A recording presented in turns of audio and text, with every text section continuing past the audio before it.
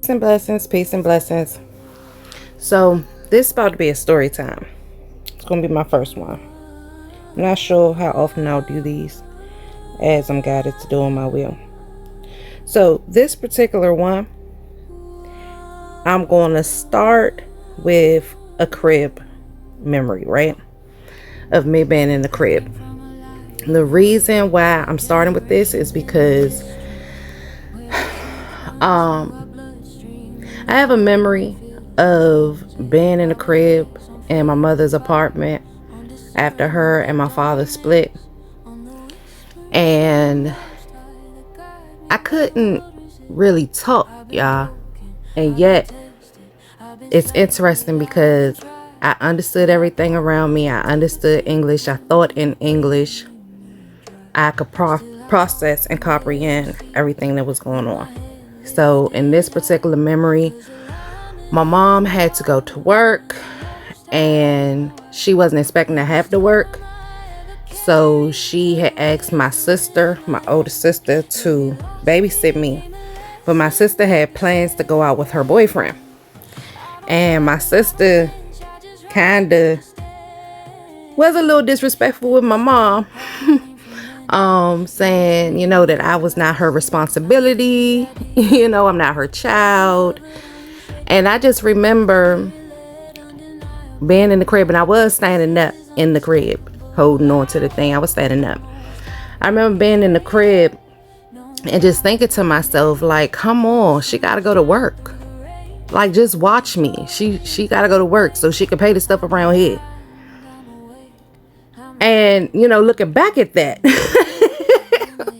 it seems kind of, I don't have to, how do you explain that? It seems like baby, it's giving off baby genius energy from the movie.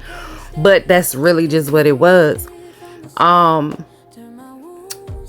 So I don't want to because I don't want to take too much time on that.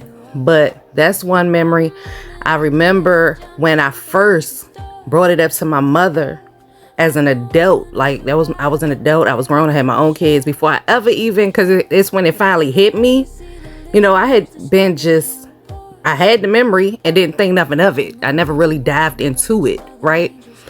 But when I finally actually thought about it, is when it hit me like, hold up. How I had a lot of questions. So I remember telling her about that day and her mouth just dropped because she remembered it. And she was like, how in the world, Yeah, so we really don't have no explanation about that. And y'all know how I do. Of course, I told AI about it and asked it, is it any science or anything that can explain how in the world? And its best science explanation was sensory memory. And once my brain caught up, it basically filled in the blanks, which is crazy. I mean, it kind of seemed ridiculous, y'all, to be honest. It seems fictional to try to explain it that way. But that's the science explanation it gave me. And then I have another memory, once again, that crib, same crib, mother's apartment, where she was on the phone. And back then, it was them back of the day phones that had the long swirly cords, and I needed a diaper change. And she had called into my brother to tell him to change my diaper. And I don't know what he was in his room doing. I can't tell you. But I can tell you, I did not like nastiness on my butt. Okay? So I ended up deciding to take the diaper off myself while I was in the crib. And this is not going to seem like baby genius, what I did next with it. But I remember just smearing the diaper on the wall through the little pose of the crib, right? When she finally turned around, because she was still on the phone. When she finally turned around and seen that I had did that, she started going off. Not at me, but at my brother, because it had been quite some time since she told him to come change me. And he hadn't even came out. And I remember her going off, and actually I remember her whipping him. I did not see it because she had went in his room to whip him, but I heard it. My mother was the type that when she issued butt whoopings during her period of issuing butt whoopings, she used to make them count, right? And I just remember hearing it. I remember him screaming, crying, and I internalized that, y'all. And mind you, I'm in a crib, okay?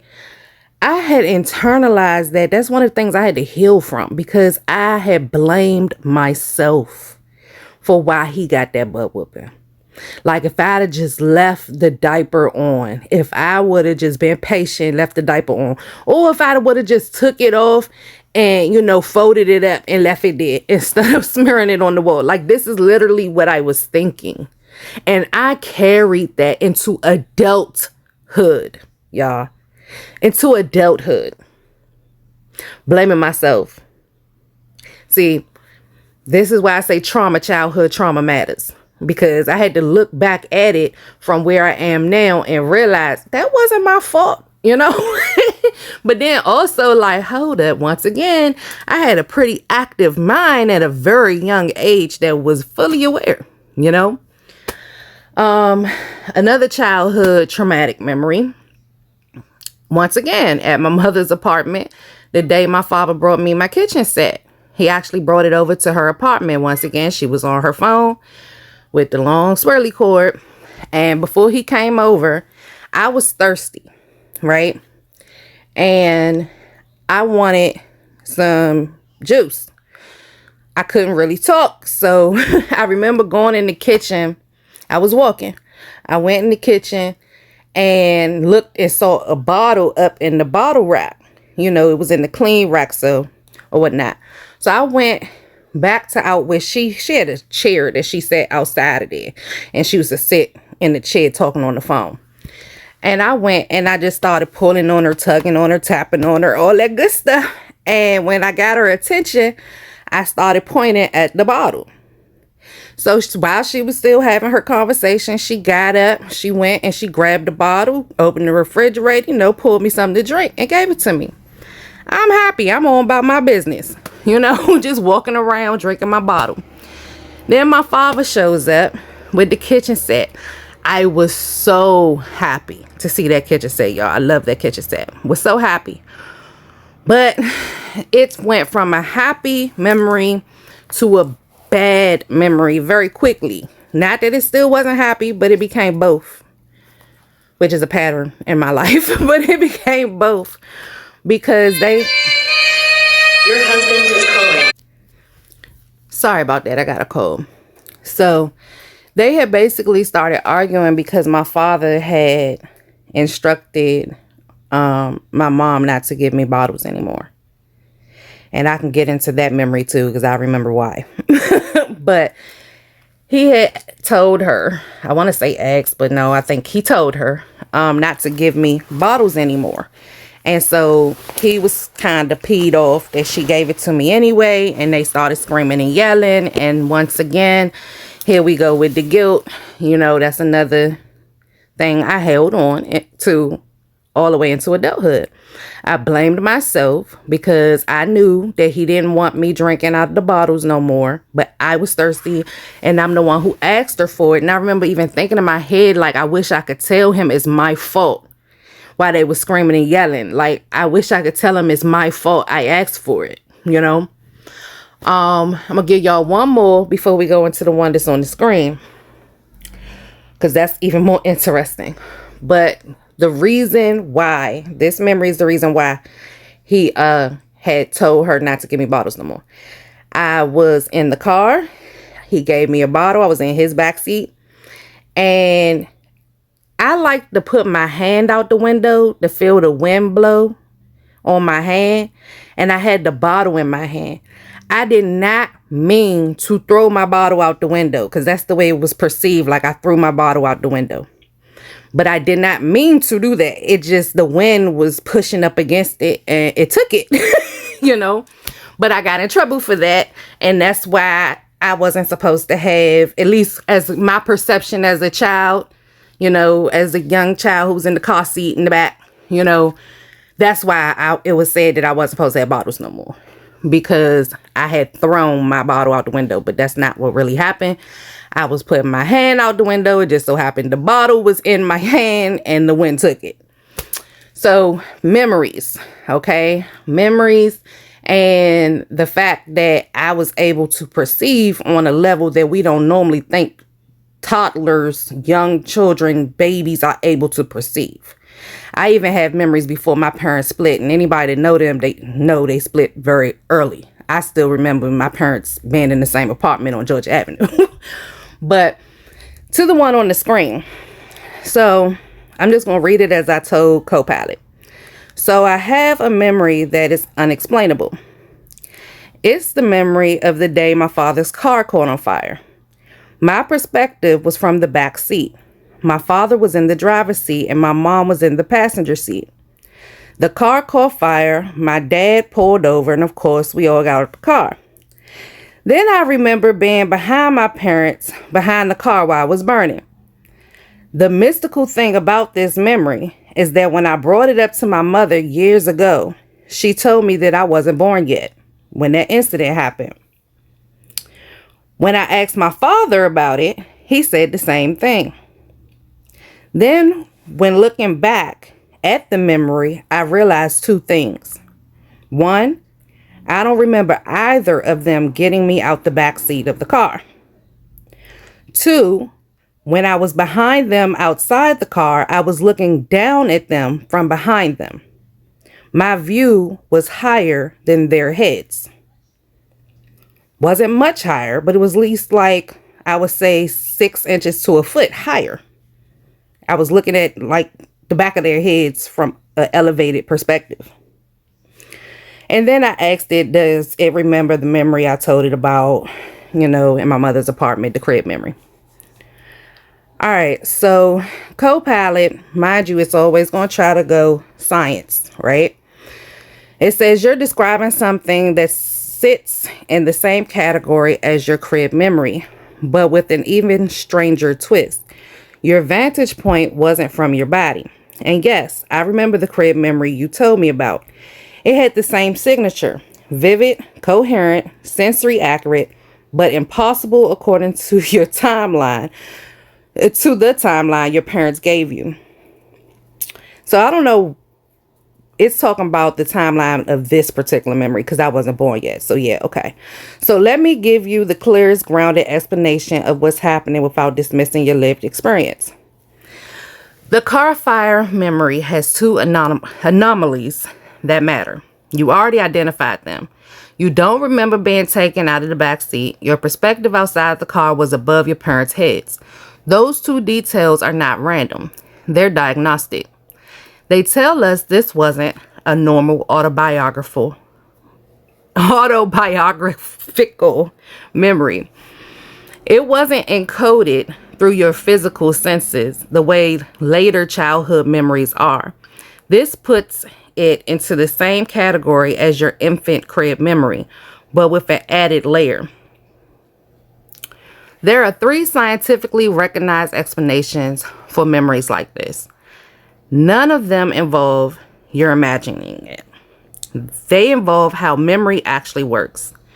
A, sensory imprint and later reconstruction. You may have heard this story so many times growing up that your brain built a memory around it, but that alone does not explain the elevated perspective. Now, with that one, sounds plausible to me if I had ever heard the memory. The whole reason I brought it up to my parents is because I never heard them speak on it. So I was more like, wanted information about it because I had never heard them about the memory I had in my head because I had never heard them speak on it. So that's not it. B, prenatal auditory memory. Babies in the womb can encode voices, tone, stress levels, emotional atmosphere, environmental sounds. If your mother was pregnant during the fire, you could have encoded the soundscape and emotional intensity of the event. Later, your brain built a visual scene to match the emotional memory. But again, this still doesn't explain the overhead viewpoint. C, out of body perspective reconstruction. This is the one that fits your description most precisely. When the brain reconstructs a memory it didn't originally see, it often chooses a third-person elevated observer perspective. This is documented in trauma psychology, near-death experience research, early childhood memory studies, and prenatal memory reconstruction. It's the brain's way of saying, I know this happened. I know the emotional shape of it, but I don't have a first-person visual, so I'll build one from above. This is the same mechanism behind your crib memory, where you remembered the emotional and sensory imprint long before you had language.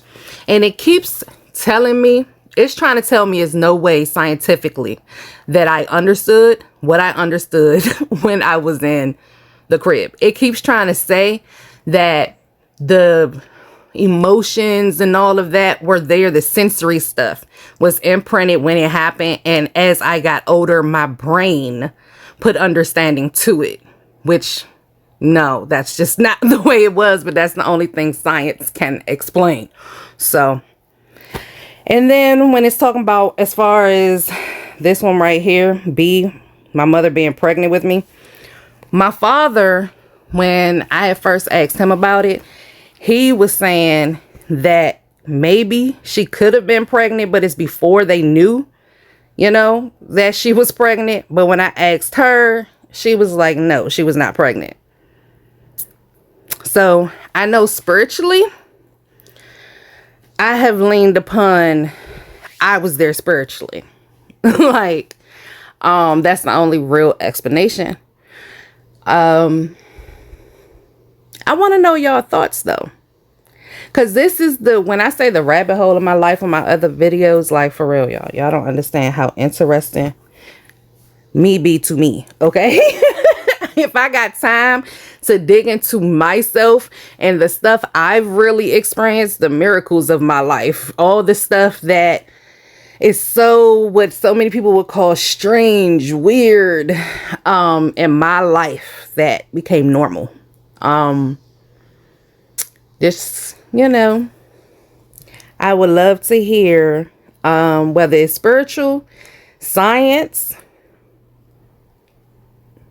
even if anybody got something that's in the holy book, I'm willing to hear that will explain what I just discussed in this video.